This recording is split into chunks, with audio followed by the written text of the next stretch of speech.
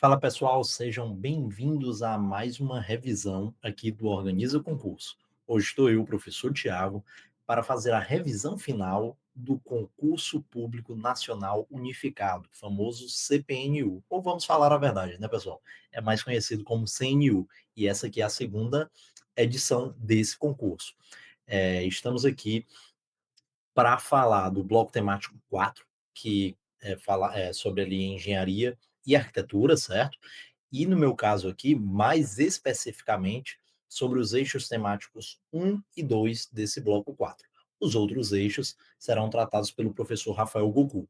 Tranquilo? Então, vamos lá, pessoal.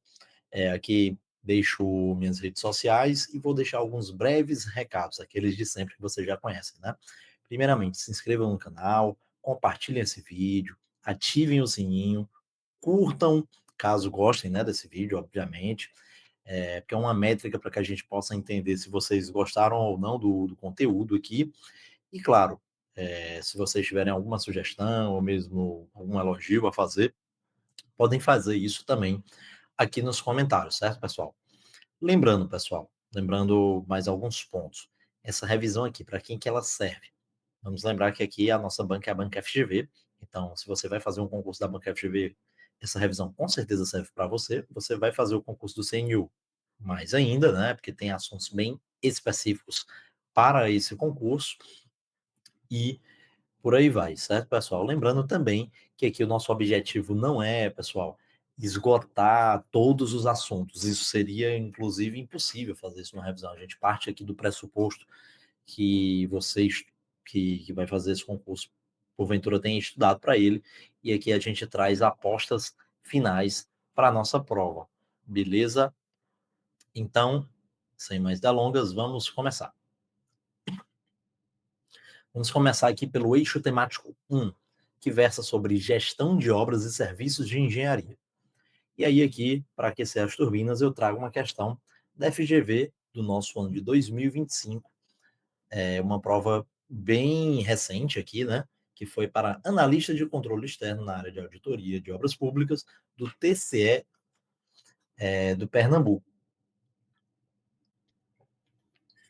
Vamos lá. E a questão dizia o seguinte: na construção de um galpão, previu-se a utilização de fundações do tipo tubulão, que devem ser escavadas manualmente. No entanto, para o uso desse tipo de fundação, alguns requisitos relacionados à segurança do trabalho devem ser observados, conforme indicado na NR 18. Abaixo, alguns deles são apresentados: diâmetro mínimo, profundidade máxima, profundidade a partir da qual é necessária sondagem ou estudo geotécnico local. Os valores de 1, 2 e 3 são, respectivamente. Então, pessoal, nós temos aqui uma questão de higiene e segurança do trabalho, né? E já adianta, é uma questão muito batida. Eu já vi esse tipo de questão aqui na própria Banca FGV já nesse ano de 2025. Já vi ela sendo cobrada na FCC, já vi ela sendo cobrada na Sebrasp e em outras bancas. Então, é algo que as bancas gostam muito ali na NR18, certo? Eu trouxe aqui a figura número 12 do nosso Organiza Book da NR18, né? E aqui ele traz as informações mais relevantes que nós temos lá na nossa norma regulamentadora. Então, tubulão escavado manualmente. O que é que você precisa saber? Primeiramente, ele é proibido para profundidades maiores do que 15 metros. Outra coisa, é proibido o tubulão de ar comprimido, certo? Mais algumas informações. Ele deve ser encamisado em toda a sua extensão e para profundidades maiores do que 3 metros, vamos requerer ali sondagem. Por fim, o diâmetro mínimo para esse tipo de fundação é de 90 centímetros. Aproveitar também aqui, pessoal, que nós estamos falando da NR18 e vou trazer também esse resumo esquemático aqui das áreas de vivência, né? Lembrando, área de vivência nós temos algumas coisas que são obrigatórias, né? Em qualquer canteiro, o que é que nós temos que ter? Instalações sanitárias, local para refeições, vestiários e o PGR. No caso das instalações sanitárias, a gente fala de lavatórios, bacias sanitárias, mictórios, chuveiros. Temos até aquela regra para saber o mínimo de conjuntos de cada um desses elementos que nós teremos no nosso canteiro de obras a depender da nossa frente de trabalho, o número de trabalhadores que temos lá, né? Já já vamos falar sobre isso. Local para refeições, mesmo quando não houver comida, né? E inclusive local para aquecimento, local para conservação, local para lavagem e utensílios. Então, o que é que você tem que entender? A cozinha, pessoal, ela não é obrigatória. O que é obrigatório é o local para a refeição, certo? Então, cuidado para não confundir isso. Nós temos que ter também vestiários. Você pode estar se perguntando, mas e se não tiver alojamento? Não importa, pessoal. É só você pensar. Beleza, não tem alojamento, né? Mas imagina aí o trabalhador que vai chegar para começar a sua jornada de trabalho. Ele já vai chegar com a farda? Não necessariamente. Então, tem que ter ali um vestiário para que ele possa se trocar, certo? Por fim, temos aqui também o PGR, que ele independe do número de trabalhadores, certo? Outra coisa que nós temos aqui de obrigatórios apenas em determinados casos. Apenas se houver trabalhadores alojados no canteiro de obras. Opa, aqui nós temos alojamento, né? Nesse caso, vamos ter alojamentos com instalação sanitária, com local para refeição, com cozinha, com lavanderia e com área de lazer. E aí, o que é que a gente tem que saber que mudou nessa NR18? Lembrando que ela foi atualizada no ano de 2020. Nós tínhamos ali duas exigências que caíam muito em concursos públicos, né? Se houver mais de 50 trabalhadores, teremos ambulatório. E se houver mais de 20 trabalhadores na obra, teremos ali a obrigatoriedade do PCMAT. Só que o PCMAT ele foi substituído justamente pelo PCR e ele independe do número de trabalhadores. Não precisa ter esse mínimo de 20, que era o caso do PCMAT, beleza? Sobre instalações sanitárias, aqui são informações que caem demais, pessoal. Então vamos lá, o que é que você tem que saber? O deslocamento máximo que um operário tem que fazer para uma instalação sanitária é de 150 metros. Então, a cada 150 metros tem que ter ali alguma instalação sanitária, né? Em casos de obras horizontais, bem grandes mesmo, eles colocam banheiros químicos, ou pelo menos deveriam colocar a cada 150 metros. Lembrando que no caso de instalações sanitárias, nós temos lavatório, bacia sanitária sinfonada com assento e tampo, o mictório e o chuveiro. Os três primeiros, o que é que a gente tem que saber sobre eles? Nós temos que ter, no mínimo, um conjunto para cada 20 trabalhadores ou fração. É só você lembrar desse mnemônico aqui, de 20 usar. O que é que você vai usar? O lavatório, a bacia sanitária e o mictório. E aí, pessoal, o que é que significa esse fração? Porque pensa aí comigo, se eu tiver 19 trabalhadores, é uma fração de 20, ou seja, eu tenho que ter, no mínimo, um conjunto com cada um desses elementos. Se eu tenho 20, beleza, bati os 20, né? Então, eu tenho que ter no mínimo um. Se eu tenho 21, 22 ou 23, já é 20 mais uma fração do 20, né? Ou seja, ele não chegou no 40 para fechar os dois, mas já tem uma fração, por mais que seja um vinteavos, né? Que no caso de 21 no total. Nesse caso, nós teríamos que ter, no mínimo, dois conjuntos de lavatório, bacia sanitária e mictório, certo? No caso do chuveiro, esse número de 20 trabalhadores reduz para 10. Então, eu tenho um conjunto para cada 10 trabalhadores ou fração. A mesma coisa aqui. Suponhamos que tenhamos 11 trabalhadores num canteiro de obras. Então eu já tenho que ter no mínimo dois chuveiros, certo? E aí o mnemônico que a galera está utilizando aqui, que a gente até colocou no nosso Organiza Book, é o hora da nudez, no 10, né? Que aí quando você está no chuveiro, a gente banha assim, e, é, e aí você vai lembrar que é um conjunto para cada 10 trabalhadores ou fração. Outra coisa que devemos saber, fornecimento de água. Ele é dever do empregador. E essa água, ela deve ser potável, filtrada e fresca. Ela deve estar disponível no canteiro, nas frentes de serviço e nos alojamentos. E ela deve ser distribuída por bebedouros, e aí aqui vai uma informação importante também, ou dispositivo equivalente. E aí, seja bebedouro ou seja dispositivo equivalente, nós temos que ter um conjunto para cada 20 trabalhadores por fração. De novo, fração. Se tivermos 26 trabalhadores, eu já tenho que ter dois conjuntos ali de bebedouros, certo? E aí a questão das distâncias, cuidado aqui. Para a instalação sanitária, era de quanto? Era de, no máximo, 150 metros. Agora, essa distância ela é de, no máximo, 100 metros. Pensa assim, talvez, é uma forma de lembrar. É mais importante você beber água do que você ir no banheiro. Então, a distância horizontal máxima vai diminuir, no máximo 100 metros. E aí, aqui, eles também colocaram uma distância vertical máxima, que é de 15 metros, certo, pessoal? É, essa aqui é uma figura também muito importante, que costuma cair bastante. Caiu na PF, caiu também no Tribunal de Contas do Pernambuco, na prova de auditor. E aí nós resumimos aqui na figura 11, que é sobre escavações. É um resumo esquemático sobre os requisitos das escavações, que está ali na NR18. Primeiramente, nós temos que ter ali uma faixa de proteção, né, para onde a gente vai escavar, de no mínimo 1 metro para os dois lados, né? Aí tem que haver também uma sinalização. Em escavações com profundidades maiores do que 1,25 metros, grave esse valor, 1,25 metros, requerem o quê? Liberação de execução da atividade e ser protegida por escoras ou taludes. Nesse caso, eles vão ser projetados ou emitidos por profissional legalmente habilitado, é o famoso PLH, certo? E também essas escavações elas devem possuir escada ou rampas de acesso. Aí voltando aqui para nossa questão, né, pessoal, que falava sobre tubulão escavado manualmente, a gente tinha que saber diâmetro mínimo 90 centímetros ou 0,9 metros. Profundidade máxima 15 metros e profundidade a partir da qual é necessária a sondagem ou estudo geotécnico local 3 metros. Portanto, gabarito aqui da nossa questão é a letra B. Vamos para uma questão nova agora.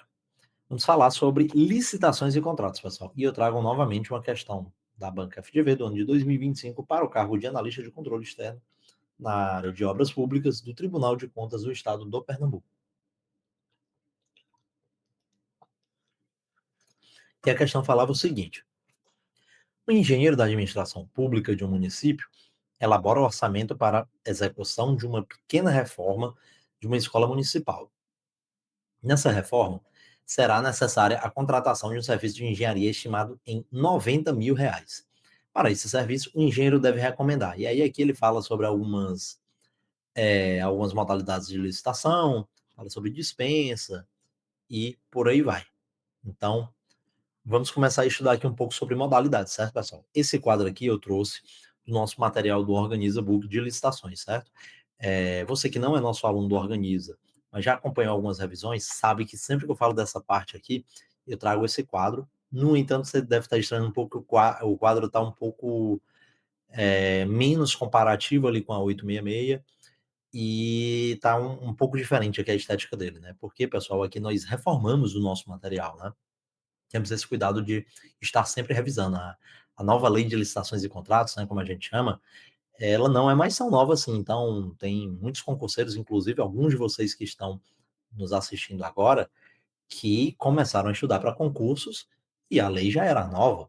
Então, assim, talvez nem caiba mais chamar de nova, né? Já tem 4 anos da sua vigência.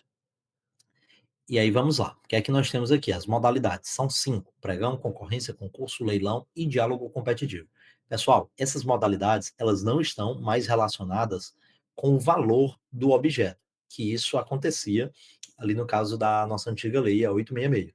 Aqui está, as modalidades, elas estão relacionadas com a natureza do objeto. Então vamos lá. O pregão, ela é a modalidade de licitação obrigatória para aquisição de bens e serviços comuns. Esse aqui é a definição, né? Bens e serviços comuns, cujo critério de julgamento poderá ser o de menor preço ou de maior desconto. Outra informação importante aqui sobre o pregão, pessoal. O pregão, ele não é aplicável para obras de engenharia, certo? Ele pode ser aplicável para serviços de engenharia, desde que esse serviço seja dito comum, como nós vimos aqui na definição geral do pregão, beleza? Concorrência, modalidade de licitação para contratação de bens e serviços especiais e, e de obras e serviços comuns e especiais de engenharia. Concurso. Ó, aí só um parêntese aqui, ou seja, pessoal, o guarda-chuva da concorrência é bem grande, né? Ele abarca vários tipos de obra, né? Como vocês podem perceber, obras e serviços. Concurso é uma modalidade de licitação para a escolha de trabalho técnico, científico ou artístico. O pessoal gosta de chamar de TAC aqui, para um mnemônico para facilitar a memorização. Então, trabalho técnico, artístico, científico, TAC, cujo critério de julgamento será o de melhor técnica ou conteúdo artístico, e para concessão de prêmio ou remuneração ao vencedor. Leilão é a modalidade de licitação para alienação de bens imóveis ou de bens móveis inservíveis ou legalmente apreendidos a quem oferece o maior lance. Diálogo competitivo é uma das grandes novidades aqui da nossa lei de 14.133, né? Lembrando que não temos mais o convite e a tomada de preço, certo? Diálogo competitivo é a modalidade de licitação para contratação de obras, serviços e compras em que a administração pública realiza diálogos com licitantes previamente selecionados mediante critérios objetivos com o intuito de desenvolver uma ou mais alternativas capazes de atender às suas necessidades, devendo os licitantes apresentar a proposta final após o encerramento dos diálogos. Muito importante o diálogo competitivo aqui, pessoal. Bem, eu trago aqui também essa parte de contratação direta, e para isso eu trago uma tabela 2 ali também do nosso Organiza Book, para auxiliar melhor, para que nós possamos visualizar melhor essas diferenças. Nós temos, pessoal, a inexigibilidade, nós temos a licitação dispensada e nós temos a licitação dispensável. Quando é que ocorre a licitação que é inexigível? É quando há inviabilidade de competição. Nós temos um rol exemplificativo, o famoso FACAS, né? Na nossa 14.133, é o mnemônico FACAS. Aplicação, há exemplos na lei. Aí, dispensada, quando é que ocorre? Quando há determinação para não licitar. Então, já está determinado que não vai haver licitação, vai ser uma contratação direta. Esse rol ele é taxativo na lei. Além disso, a aplicação em casos fixos e relacionados à alienação de bens. E quando a licitação é dita dispensável? Quando há autorização para não licitar. Veja a diferença. Determinação para autorização. Nós temos também um rol taxativo e nós temos casos fixados na lei. Aí aqui eu trago um exemplo, né, que ajudaria a resolver a questão.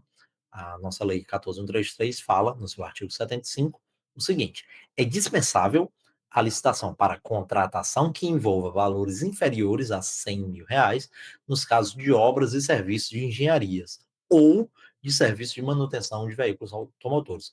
Pessoal, lembrando que para o caso de obras e serviços, de serviços, né, sem ser de engenharia, esse valor aqui ele cai pela metade, cai para 50 mil.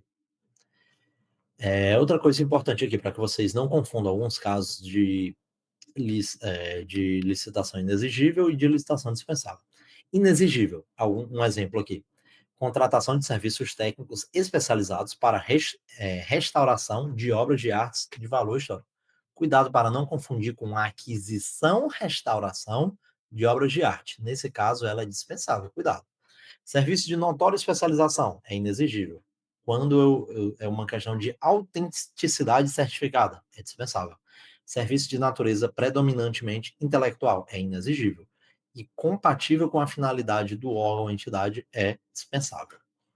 Portanto, pessoal, voltando aqui para a nossa questão, fala que está rolando uma pequena reforma, ou seja, já não poderia ser aqui serviço comum, né? E aí não poderia ser pregão. E além disso, é um valor de 90 mil, ou seja, ele é abaixo de 100 mil. Nesse caso, o engenheiro deve recomendar dispensa de licitação para a contratação de serviço, que aí nesse caso seria uma contratação direta por conta do baixo valor. Vamos aqui continuar falando sobre licitações e contratos.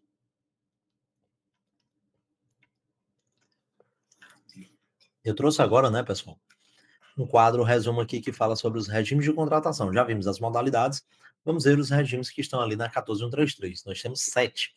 Temos a empreitada por preço unitário, que é o preço certo de unidades determinadas, empreitada por preço global, preço certo e total, como o próprio nome sugere. Temos a empreitada integral, também chamada de turnkey, que é a contratação em sua integralidade, como o nome já está dizendo, compreendida a totalidade das etapas, sob inteira responsabilidade do contratado até a entrega em condições de entrada em operação. Temos a contratação por tarefa, que é a contratação de mão de obra para pequenos trabalhos, por preço certo, com ou sem fornecimento de materiais. E aí nós temos as novidades, né, pessoal? Contratação integrada, que é que o contratado é responsável pelo projeto básico e executivo, execução, fornecimento, montagem, teste, pré-operação e outros necessários para a entrega do objeto. Em resumo, pessoal, aqui a administração pública ela entra com um anteprojeto. E aí a empresa ganhadora ela vai ficar responsável pelo projeto básico e pelo projeto executivo. Contratação semi-integrada. Nesse caso, a administração pública entrega sim o projeto básico. No entanto, para além da obra em si, do serviço, o contratado também vai ser responsável pelo projeto executivo, beleza? Por fim, nós temos uma aqui que é uma novidade, eu quase não vejo caindo, mas eu acho que a gente tem que ligar o alerta, porque uma hora vai cair isso aqui, inclusive numa discursiva, se for o caso, mas pelo menos uma objetiva, né? Que é fornecimento e prestação de serviço associado. O contratado fornece o objeto e responsabiliza-se pela operação, manutenção, ou ambas, por um período pré-determinado. Então, a definição aqui muito importante. Por fim, queria mostrar para você os critérios de julgamento, né, pessoal? O que é que a gente já sabe ali, até pela definição das modalidades. Pregão, ele pode ser menor preço ou maior desconto. O concurso, ele vai ser necessariamente melhor técnica ou conteúdo artístico. A concorrência, ela pega tudo, menor preço, maior desconto, maior retorno econômico, técnica e preço, melhor técnica ou conteúdo, ela só não pega o maior lance, que é o critério de julgamento exclusivo do leilão. Organiza neles. Pessoal, mais uma questão aqui de licitações e contratos. Questão que também caiu no nosso Tribunal de Contas do Pernambuco. E a questão falava o seguinte: a execução da pavimentação de uma rua será realizada por uma empresa de engenharia mediante contrato administrativo firmado com a administração pública de um município. Observando-se o exposto na Lei 14.133 de 21, analisa as afirmativas a seguir. Vou dar uma pulada aqui, né, pessoal, para a gente começar a falar. Primeiramente, a responsabilidade por encargos. Isso era uma coisa que já tinha ali na 866 e continua aqui na 1433, o que é importante a gente saber para esquematizar. Somente o contratado vai responder por encargos. E quais são esses encargos? Fiscais, comerciais, trabalhistas e previdenciários. Sendo que no caso dos encargos fiscais, comerciais e trabalhistas, não transfere para a administração a responsabilidade nem onera o contrato. E exclusivamente no caso de serviços contínuos, com mão de obra em regime de dedicação exclusiva à administração, o que é que a gente tem? A administração ela vai responder solidariamente pelos encargos previdenciários e vai responder subsidiariamente pelos encargos ditos trabalhistas, se comprovada a falha na fiscalização. E sobre a subcontratação, pessoal, o que é que nós temos? É admitida a subcontratação de partes do objeto, desde que até o limite autorizado pela administração. Nesse caso, a responsabilidade pela conclusão do objeto continua sendo do vencedor do certame. Ela não é transferida com a subcontratação. Ademais, é vedada a subcontratação nos casos de profissionais contratados por meio de inexigibilidade de licitação, já que a escolha do profissional foi o motivo da dispensa. E aí, o que é que nós temos aqui, pessoal? Primeira afirmativa. A responsabilidade pelos encargos trabalhistas, previdenciários, fiscais e comerciais resultantes da execução é compartilhada entre a empresa e a administração pública. Não, pessoal. Ela é da empresa. E aí tem os outros casos ali que a administração pública pode participar de maneira solidária ou subsidiária, certo? Em contratos desse tipo, é vedada por lei ao contratado a subcontratação de partes da obra. Não, pessoal, como acabamos de ver, é perfeitamente possível a subcontratação de determinadas partes da obra, né? Por fim, a execução do contrato deverá ser acompanhada e fiscalizado por, pelo menos, um fiscal de contrato, representante da administração pública. Além desse, o contratado deve manter preposto aceito pela administração no local da obra para representá-lo na execução do contrato. Perfeito, pessoal. Já existia isso aqui, né, antes do advento da 14133, a figura do preposto, que vai ali representar a administração no local, desculpa, vai representar o contratante ali no local da obra. E esse preposto ele deve ser aceito pela administração local. Então, pessoal, o que é que nós temos aqui? 1 e 2 errada, já sobraria para você marcar a letra C e aqui nós confirmamos que ela está correta. Portanto, o gabarito, letra C.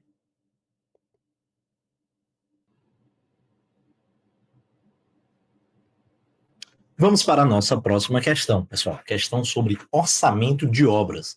E foi outra questão aqui que a banca FGV cobrou na prova de analista de controle externo do Tribunal de Contas do Pernambuco. Então, o que é que a questão fala? O engenheiro está avaliando o projeto de construção de um ginásio poliesportivo em um município. O custo direto total do projeto é de R$ 1 milhão e foi solicitado que ele estime o benefício e despesas indiretas, nosso famoso BDI, da obra utilizando a fórmula recomendada pelo Tribunal de Contas do TCU. Informação importante. Devem ser considerados ao lado os seguintes percentuais. Considerando que, nesta etapa, as taxas referentes a seguros e garantias podem ser desconsideradas, o valor final estimado da obra com base exclusivamente no BDI calculado é de. Pessoal, antes de começar a resolver essa questão, o que é que eu achei interessante aqui? A nossa FGV, ela já cobrou uma questão parecida com essa, inclusive com dados parecidos, mas eu acredito que tinha ali a parte de seguros e garantias, foi na prova da Assembleia Legislativa do Maranhão, de 2023, e inclusive eu fiz essa prova, né, onde eu trabalho hoje, eu fiz e acertei, de acordo com o gabarito preliminar. No entanto, muitos candidatos, não sei se muitos, mas alguns candidatos pediram a anulação dessa questão, alegando divergência ali de fontes, né, divergência na literatura. E assim, realmente faz sentido. Quem aqui já fez prova da VUNESP, ou mesmo fez questões, VUNESP, FCC, vocês sabem que o cálculo do BDI geralmente vai para outro lado, é uma outra forma, diria até que uma forma mais simples. Em geral, eles colocam só o imposto e o lucro. Beleza. Vejam vocês que eles colocam várias coisas aqui, né? Administração central, custos financeiros, riscos, lucro, chega até a citar que seguros e garantias são desconsiderados nesse caso, tem o lucro e o tributo. Beleza. E aí ele deixa claro aqui que é pela forma recomendada pelo TCU. E lá na época, na hora que eu vi a questão, eu pensei, ora, com esses dados, eu só posso utilizar a fórmula do TCU. Assim eu fiz e assim acertei preliminarmente. Mas aí o pessoal entrou com recurso e aí anularam a questão. Então, uma coisa que a gente percebe aqui, às vezes a FGV, isso pode acontecer para outras bancas também, em alguma questão que ela tenha falhado ali, e aí o pessoal achou a brecha e anulou a questão, depois ela vem com um cuidado maior. Eu já falei isso numa questão de obras de edificações, que é uma questão que ela cobra muito, inclusive, sobre o diâmetro do vaso sanitário. Nós temos uma tabela que o mínimo é 100, no entanto, a depender do cálculo, se utilizar o método hidráulico, esse valor pode cair para 75 milímetros. Ela cobrou uma vez sem citar isso, e a partir de então ela passou a cobrar sempre com esse cuidado, dizendo, desconsiderando o cálculo do método hidráulico, dimensionamento do método hidráulico. Então, às vezes, o examinador ele é bem cuidadoso justamente para que você não ache uma brecha para anular a questão. Foi assim que ele fez aqui nessa questão. Deixou claro que ele queria a fórmula recomendada pelo TCU. E que fórmula é essa, pessoal? É a fórmula que está ali no acórdão 2622 do ano de 2013, né? Acórdão famosíssimo aí do TCU. E aí, antes de começarmos aqui a resolver, nós temos que saber qual é a composição do BDI. Qual é a composição do BDI, inclusive segundo esse acordo? Nós temos tributos, nós temos administração central, nós temos riscos, seguros e garantias. Cuidado que ali, a depender de uma discursiva, o examinador pode considerar isso como uma única parcela. Então, não pense assim, pediu para citar 4, citei riscos, seguros e garantias, já citei 3. Não, cuidado com isso. As despesas financeiras e o lucro. Lembrando que, no caso dos tributos, não incidem ali os tributos ditos personalísticos, né? Temos dois exemplos aí, o CSLL e o IRPJ, né? Imposto de Renda para Pessoa Jurídica, e o CSLL, acho que é Contribuição Social sobre o Lucro Líquido, acredito que seja isso. Beleza, pessoal. Uma coisa que eu gosto de frisar aqui, que é importante, parece besta, mas é importante. Nós temos um decreto muito famoso, né, decreto 7983, também do ano de 2013, um decreto federal, que ele fala ali algumas coisas sobre orçamento, fala da composição do BDI, e, salvo engano, lá não está citado, não são citadas as despesas financeiras. Ele cita as outras 4 parcelas. Mas, assim, para você ter uma resposta mais completa em relação ao BDI, considere sempre aqui as despesas financeiras também, porque aqui no acórdão do TCU nós temos essa parcela bem caracterizada, beleza? Dito isso, qual é a fórmula recomendada pelo TCU nesse acórdão 2622 de 2013? Você vai pegar e aí vai somar quatro parcelas, ou melhor, duas parcelas, né? SRG, o que é o SRG? Seguro, risco e garantia, uma parcela só, mais a administração central. Então, essas duas parcelas vão ser somadas. Você somou todas elas e aí vai somar mais um. Lembrando que aqui a gente está com valores em percentual, você vai dividir por 100, né? Beleza. Aí, ó, vou até mostrar aqui já na segunda linha, né? A administração central, 5%, risco 3% e seguros e garantias são desconsiderados. Então, nós temos 005 mais 0, mais 003, mais 0. Então, eu vou ter aqui, né, 008. Só que é mais 1. Então, é 1,08. Isso aqui é uma das três parcelas que nós teremos aqui no numerador. E as outras parcelas são sozinhas. E aí, quais são elas? A despesa financeira e a outra parcela, o lucro. Então, lembre-se disso, despesa financeira, que inclusive é algo que não está lá no decreto 7983, mas está aqui no acórdão do TCU. Ela é uma parcela que fica sozinha. Quanto é que ela vale ali, segundo a nossa questão? 5%. Então, 1 mais 0,05, ou seja, a minha segunda parcela vai ser 1,05. E por último, eu vou ter 1 mais o lucro. Nosso lucro ali é de 10%, então é 0,1. Cuidado, né, pessoal, para não botar 0,01. Enfim, então aqui a terceira parcela vai ser, como é 1 mais isso, vai ser 1,1. Então eu vou ter três parcelas multiplicadas entre si. 1,08 vezes 1,05 vezes 1,01. Isso aqui eu vou dividir por 1 menos o imposto, certo? Isso aqui geralmente tem também lá na fórmula que cai, que a gente utiliza na FCC e na VUNESP, então essa daqui é mais fácil de lembrar, né? 1 menos o imposto. O imposto também é de 10%, então vou ter aqui 0,9. Então você vai ter aqui, pessoal, quatro parcelas, certo? Três multiplicando no numerador e uma dividindo aqui, uma sozinha no denominador, certo? Você vai fazer essa conta, depois você vai diminuir de 1 e vai multiplicar por 100. Então, aqui em cima, quando você multiplicar essas três parcelas, nós teremos 1,247 dividido por 0,9. Esse valor aqui vai dar aproximadamente 1,386. Menos 1, você vai ter ali 0,386. E vezes 100, para ficar em percentual, nosso BDI vai ser de 38,6. No entanto, a questão não me perguntava o BDI, perguntava o valor final. Ora, eu já tinha um custo direto. Quem é o preço de venda, né, o valor final? É justamente o custo direto vezes o BDI. E aí eu, no caso, eu já vou multiplicar por 1 mais o BDI. Então, eu tenho 1 milhão mais 38%, ou seja, vezes 1,386, vou chegar nesse valor aqui de 1.386.000 reais. Portanto, a nossa resposta aqui é a letra D. Vamos para mais uma questão, pessoal. Aliás, antes de irmos para mais uma questão, eu gostaria de trazer um ponto que sempre cai, assim, costuma cair bastante na FGV, e tá bem expresso ali no nosso edital, que é a parte de encargos sociais. E aí, o que é que nós temos que saber ali sobre encargos sociais e encargos complementares? Os custos de mão de obra respondem por parcela significativa do custo direto e do valor total de orçamento de obras ou serviços na construção civil. Tais custos podem ser divididos em três tipos distintos: remuneração da mão de obra, os encargos sociais e os encargos complementares. E aí, pessoal, aqui nós temos os encargos sociais. Inclusive, caiu uma discursiva sobre isso aqui no concurso do Tribunal de Contas do Pernambuco, né? Nós temos aqui quatro grupos, né? O grupo básico aqui, o grupo A, que é o grupo que a partir da legislação. Temos aqui o grupo B, que é a questão ali de dias eventualmente não trabalhados, né? Repouso semanal remunerado, famoso domingo, feriados, auxílio enfermidade, 13º salário, falta justificada, dias de chuvas e por aí vai. Nós temos também o grupo C, né, que é aquele que está relacionado à demissão, aviso prévio, indenização, enfim. Então, aviso prévio indenizado, aviso prévio trabalhado, férias indenizadas, depósito, rescisão sem justa causa e a indenização adicional. E, por fim, nós temos o grupo D, que é o grupo de reincidências.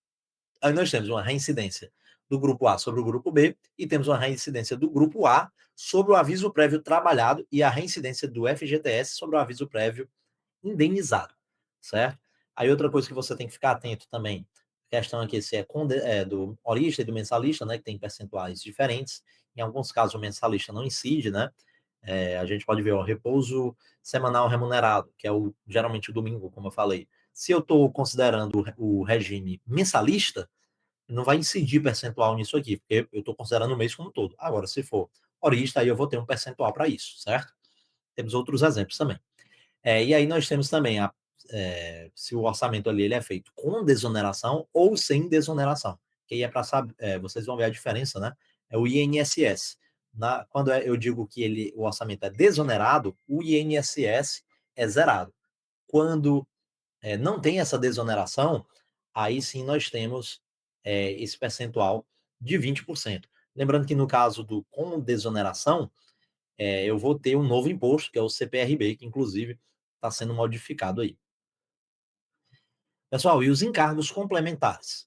Eles são provenientes de acordos coletivos entre sindicato patronal e sindicatos dos trabalhadores. Exemplos aqui: seguro de vida, EPI, ferramentas, vale-refeição, vale-transporte, plano de saúde, uniformes, horas extras habituais, capacitação, exames médicos obrigatórios. O que eu gosto de frisar aqui, seguro de vida. Pessoal, o seguro de vida ele é um encargo complementar. No entanto, nós temos o seguro contra acidentes de trabalho, que faz parte do grupo A dos encargos sociais. Cuidado aí com essa diferenciação. E agora, pessoal, vamos começar a tratar sobre o eixo temático 2.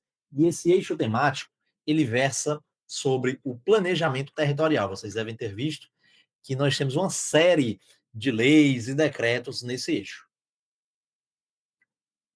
Eu vou trazer aqui para vocês, tentei trazer, melhor dizendo, né? Os que eu considerei mais importantes e vamos ver se pode ajudar de vocês aqui de alguma maneira. Vamos lá. Primeiramente, eu quis trazer aqui uma questão sobre saneamento básico, né? Que é ali a Lei 11.445 de 2007, que traz as diretrizes nacionais do saneamento básico. Então, muita gente chama de DNSB, essa lei, né? E essa lei, pessoal, que é de 2017, ela foi, ela foi atualizada pela 14026 de 2020, que é chamado ali de marco do saneamento, novo marco legal do saneamento básico. Então essa lei, ela, digamos assim, ela não tem muito um texto próprio. Existem leis, né, pessoal, que vêm para inserir ou modificar dispositivos em outras leis. É o caso da lei 14026. Assim, não vou entrar muito nessa seara, mas só para vocês entenderem. A própria lei 11.445, que é uma lei ali que versa sobre várias coisas, né? Fala aí sobre as diretrizes nacionais do saneamento básico. Ela também, em seu texto, traz algumas atualizações referentes a outras leis, beleza? Mas ela tem ali de fato, um texto mais robusto com novas perspectivas, certo? E assim, essa questão em particular caiu no ano de 2025. A FGV cobrou no concurso do Tribunal de Contas do Estado do Piauí. E aí falava sobre o regime especial de incentivos para o desenvolvimento do saneamento básico, o famoso RESB. Pessoal, esse RESB aqui ele é tratado no capítulo sobre disposições finais da lei. Então, assim, coisas que as bancas gostam de cobrar. Elas gostam muito de cobrar os artigos iniciais, né, as disposições iniciais ali, definições.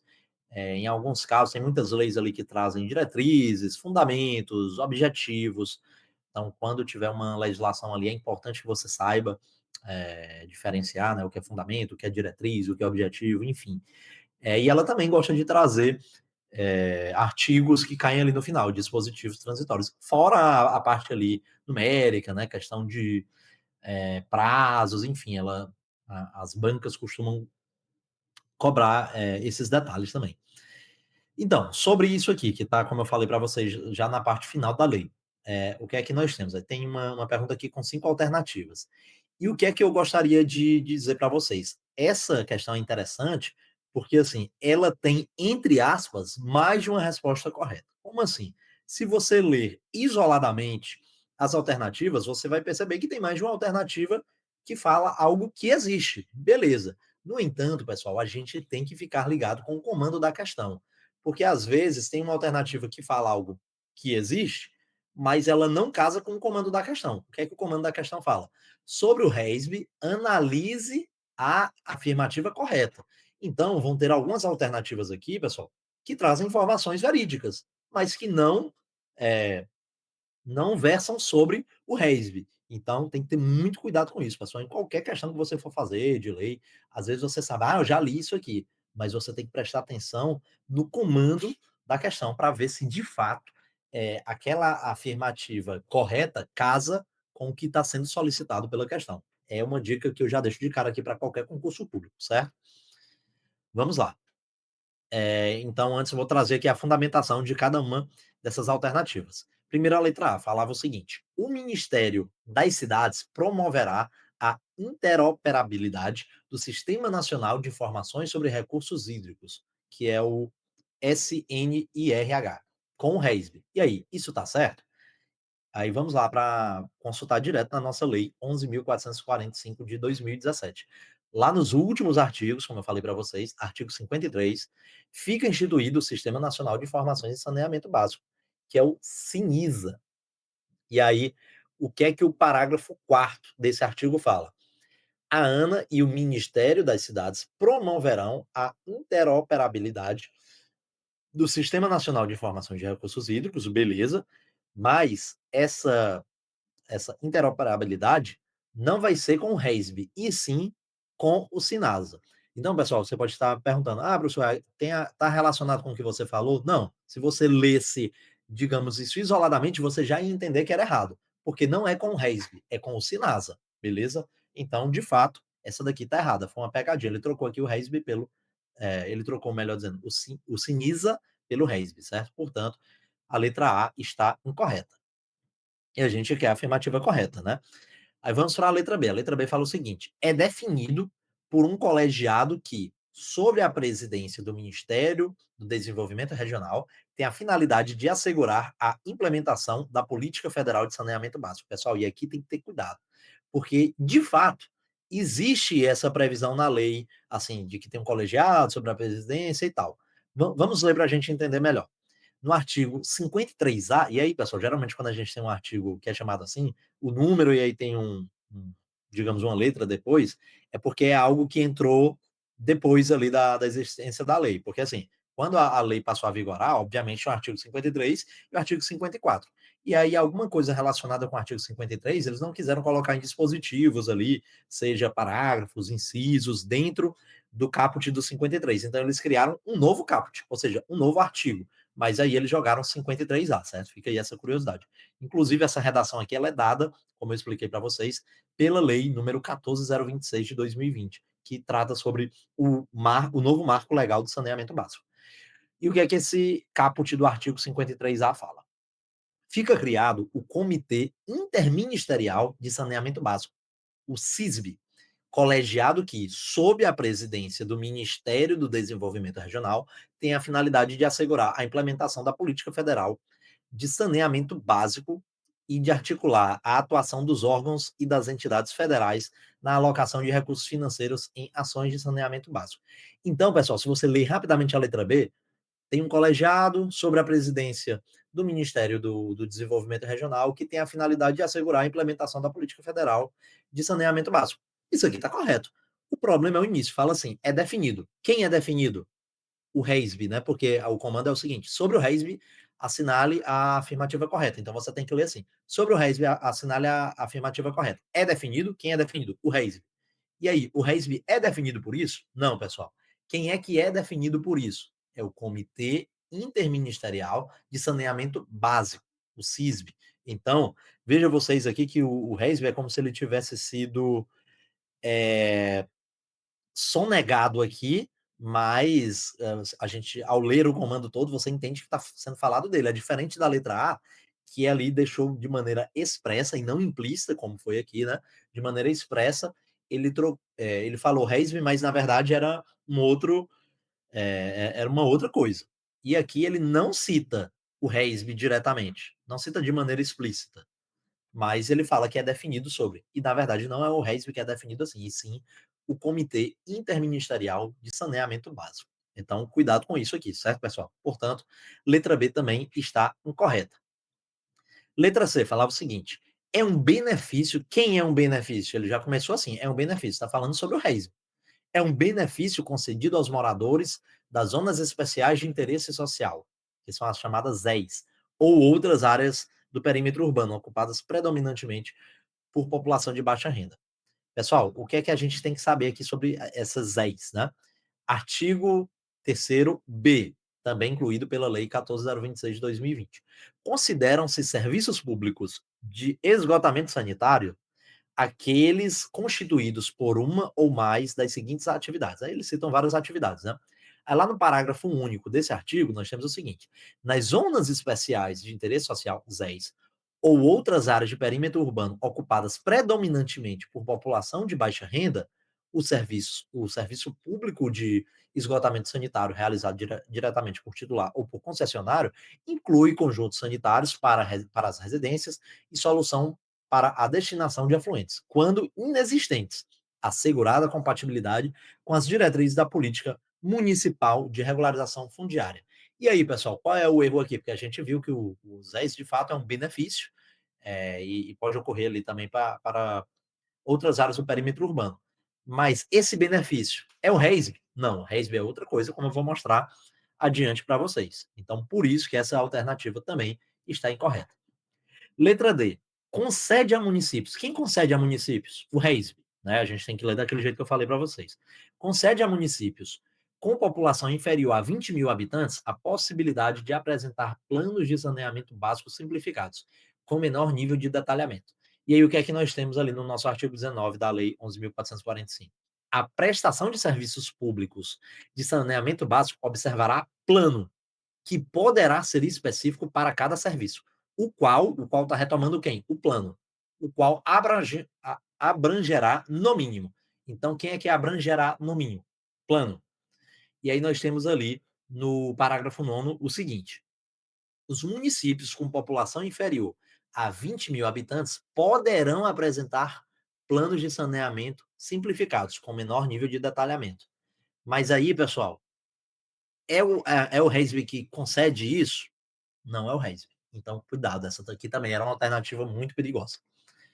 Por fim, temos a letra E, que é a nossa resposta, que fala o seguinte: é beneficiária do RESB a pessoa jurídica que realize investimentos voltados para a sustentabilidade e para a eficiência dos sistemas de saneamento básico em acordo com o Plano Nacional de Saneamento Básico, que é que nós temos ali no artigo 54A. Fica instituído o RESB, que é o Regime Especial de Incentivos para o Desenvolvimento do Saneamento Básico, com o objetivo de estimular a pessoa jurídica prestadora de serviços públicos de saneamento básico a aumentar o seu volume de investimentos por meio de concessão de créditos tributários. E o artigo 54B fala o seguinte: é beneficiária do RESB a pessoa jurídica que realize investimentos voltados para a sustentabilidade e para a eficiência dos sistemas de saneamento básico e em acordo com o Plano Nacional o Plano Nacional de Saneamento Básico. Pessoal, está correto, é justamente o que a nossa letra E diz. Portanto, o gabarito aqui da nossa questão é justamente a letra E.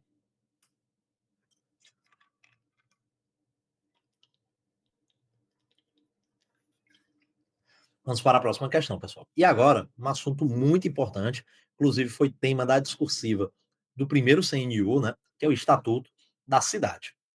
E aqui, pessoal, eu trouxe uma questão que a FGV aplicou no ano de 2023 para o cargo de arquiteto. Inclusive, esse assunto cai bastante, né, para o pessoal da arquitetura. E lembrando, nós estamos tratando aqui sobre o bloco 4, e aí contempla justamente as engenharias e a arquitetura, certo?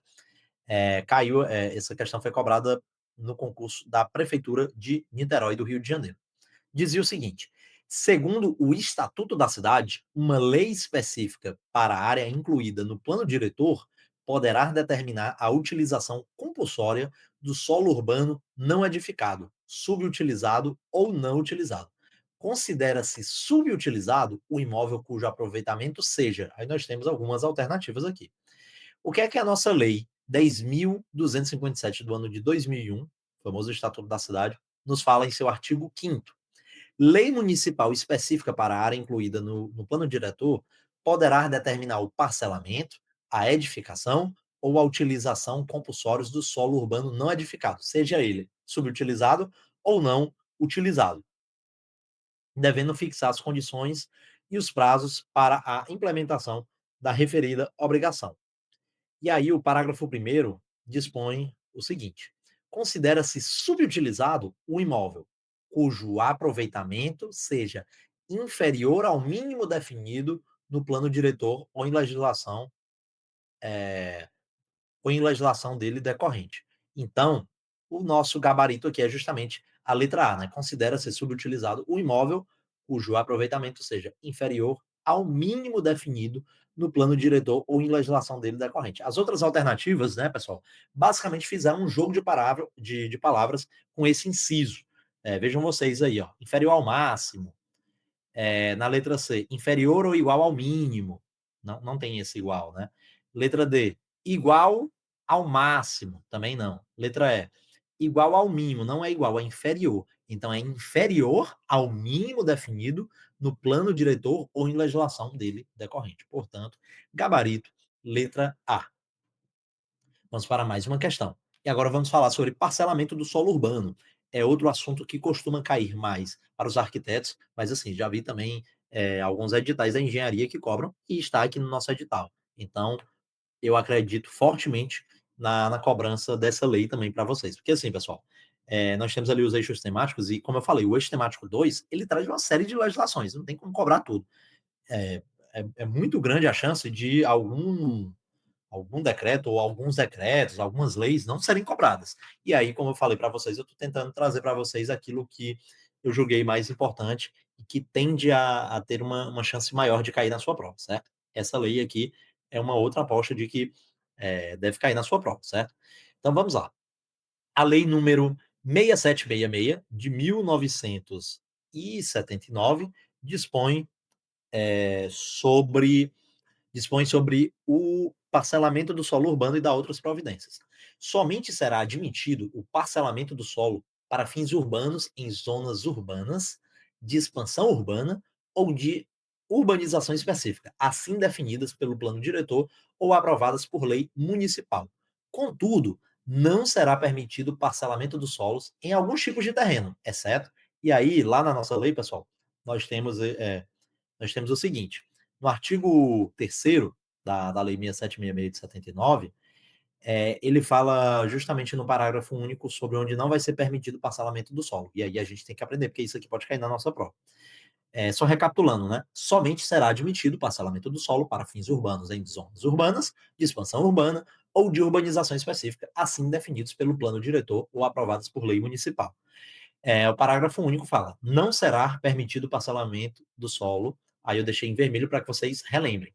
Então, não será permitido onde? Em terrenos alagadiços e sujeitos a inundações, antes de tomadas as, as providências para assegurar o escoamento de águas. Por quê, pessoal? Se eu tomar as providências, aí esse terreno já vai estar ok. E aí não vai ter problema eu parcelar. Então, fazer o parcelamento do solo. Então, cuidado com isso. Você tem que ver digamos ali, a natureza desse terreno ou da área e ver também as características dela. Aí por isso que eu trouxe sublinhado em um pouco em negrito ali. Então tem que ser antes das medidas serem tomadas, das providências, né? Segundo, em terrenos desculpa, em terrenos que tenham sido aterrados com material nocivo à saúde pública. Então são coisas bem claras, né, pessoal? Terrenos alagadiços ou sujeitos à inundação, terrenos aterrados com material nocivo à saúde pública, aí aqui sem que sejam previamente saneados, porque se for previamente saneado, aí ele vai ficar ok, né? Terceiro, em terrenos com declividade igual ou superior a 30%, salvo se atendidas as exigências específicas das autoridades competentes. E nesse caso vai poder ser utilizado. Quarto, terrenos onde as condições geológicas não aconselham a edificação, e aqui aí não tem nenhum tipo de restrição. 5.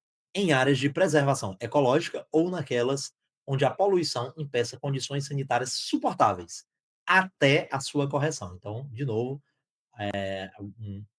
uma palavrinha aí chave para que você não possa perder aqui essa questão. E aí vamos voltar para a nossa questão, né? Falava o seguinte: contudo, não será permitido o parcelamento dos solos em alguns tipos de terreno, exceto, então, ele quer o que tá errado, o que não é, o que não consta ali, né, naquele parágrafo primeiro. Cuidado com isso, esse exceto aí é para matar, é como se fosse uma dupla negativa, né?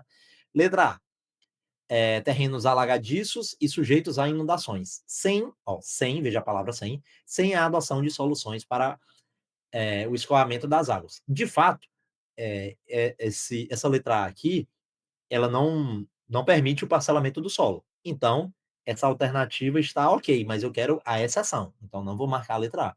Letra B. Aterros com material nocivo à saúde pública sem remediação prévia. Também não pode ser utilizado, de fato. Vou pular a letra C aqui. Letra D.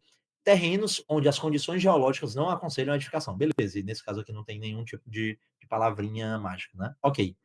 Letra E. Áreas de preservação ecológica. Beleza também. Nenhuma dessas quatro aqui que eu citei, nós podemos permitir o parcelamento do solo. Por fim, letra C. Terrenos com declividade entre 10 e 30. Pessoal, aqui tá errado, porque qual era é, no caso aí pode, né? E aí ele quer a exceção, por isso que é o nosso gabarito.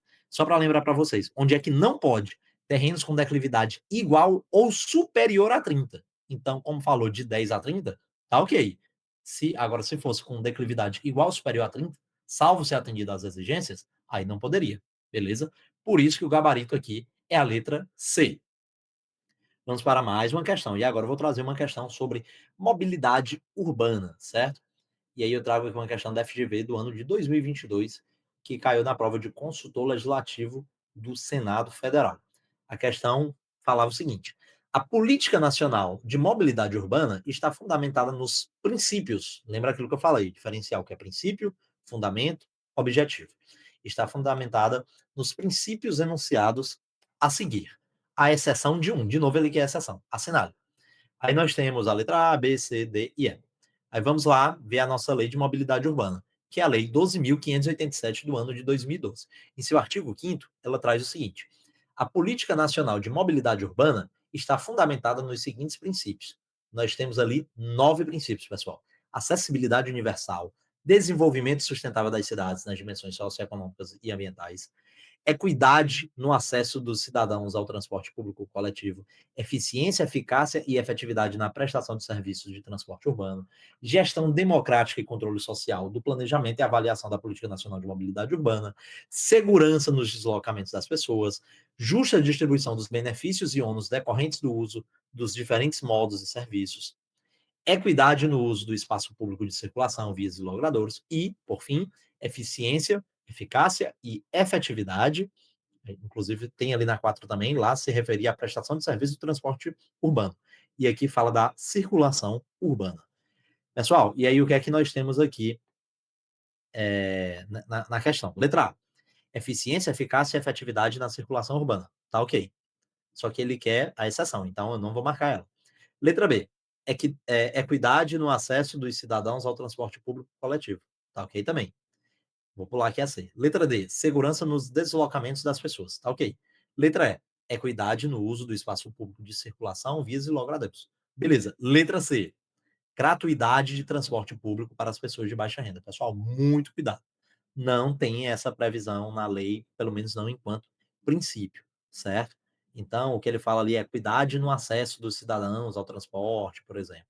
Mas não há de se falar em gratuidade do transporte público para pessoas de baixa renda, pelo menos não como princípio. Portanto, pessoal, o gabarito aqui da nossa questão é a letra C. Vamos agora falar sobre uma lei que eu diria assim, ela é mais estranha para o pessoal que costuma estudar para concurso de engenharia, talvez até mesmo para o pessoal da arquitetura, mas está aqui no nosso edital e eu quis trazer também, porque ela versa ali sobre regularização fundiária rural e urbana. Essa questão caiu também no concurso de consultor legislativo do Senado Federal no ano de 2022 e fala o seguinte: de acordo com a lei 13.465 de 2017, no âmbito da REURB. O que é REURB, pessoal? É justamente a regularização fundiária urbana. No âmbito da REURB de interesse social, a gente chama de REURB-S, de imóveis públicos, a União, os estados, o Distrito Federal e os municípios, quando titulares do domínio, estão autorizados a reconhecer o direito de propriedade aos ocupantes do núcleo urbano informal regularizado por meio de. Vamos lá, trazer algumas coisas sobre essa lei. Primeira coisa, artigo 11, pessoal. Nós temos ali algumas definições. E aí temos uma definição muito importante, que é a legitimação fundiária. O que é a legitimação fundiária segundo essa lei? É um mecanismo, você sempre tem que entender o que é. Então, é um mecanismo de reconhecimento da aquisição originária do direito real de propriedade. Legitimação, reconhecimento. Reconhecimento do quê? Da aquisição originária do direito real de propriedade, que aí tem a ver com essa parte aqui fundiária. Sobre unidade imobiliária objeto da REURB, né, que é a regularização fundiária urbana. E aí, no artigo 13, nós temos o seguinte: a REURB compreende duas modalidades. A REURB de interesse social, ou seja, a REURB-S, que é uma regularização fundiária aplicável aos núcleos urbanos informais ocupados predominantemente por população de baixa renda, assim declarados em ato do Poder Executivo Municipal.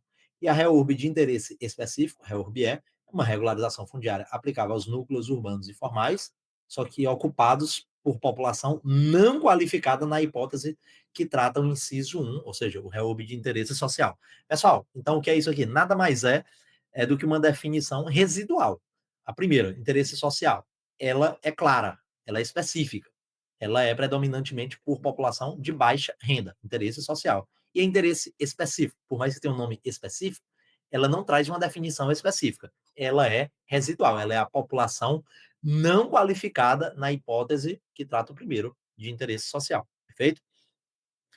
Artigo 23, nós temos o seguinte: a legitimação fundiária constitui forma originária de aquisição do direito real de propriedade, como a gente já viu ali na definição do artigo 11, né? E é conferido por ato do poder público, exclusivamente no âmbito da REURB. Aquele que detiver em área pública ou possuir em área privada como sua unidade imobiliária com destinação urbana, integrante de núcleo urbano informal consolidado. Aí nós vamos ter mais na frente desse artigo um outro dispositivo, que é o parágrafo 4º, que diz o seguinte: na REURB-S, ou seja, essa de interesse social, né? REURB-S, a União, de imóveis públicos, a União, os estados, o Distrito Federal e os municípios, e as entidades e suas entidades vinculadas, quando titulares do domínio, ficam autorizados a reconhecer o direito de propriedade aos ocupantes do núcleo urbano informal, regularizado por meio de quê? Legitimação fundiária.